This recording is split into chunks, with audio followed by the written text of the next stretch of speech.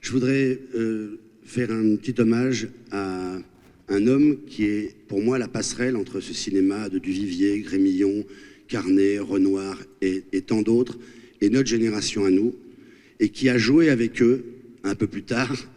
C'est Jean-Paul Belmondo, que j'admire énormément parce qu'il représente une chose qui est très importante pour moi chez les acteurs. Il n'est pas le seul, mais je ne pourrais pas parler de tous les acteurs ce soir, donc j'ai décidé de parler de Jean-Paul, de Bébel.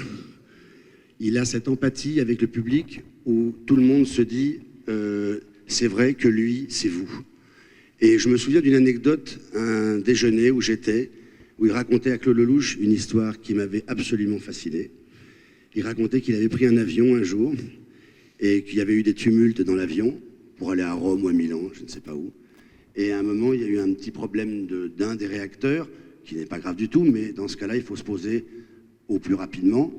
Et l'hôtesse a fait une annonce dans l'avion, et il a vu un type, il était au 7e ou 8e rang, et il a vu un type au premier rang qui n'arrêtait pas de se retourner comme ça, et de le regarder.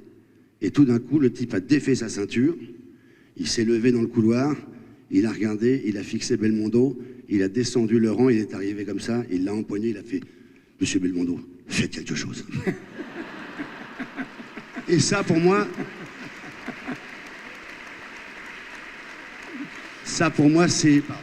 Non, non, Ça, pour moi, c'est formidable parce que ça veut dire que les gens dans la salle ont envie de dire à la personne qui est à côté « Tu vois, lui, c'est moi ».